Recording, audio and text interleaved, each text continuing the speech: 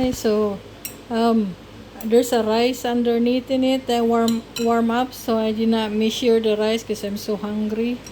So so I have the rice underneath it, so I'm so excited to eat the soup. So I just cover up for now with a let's cover up.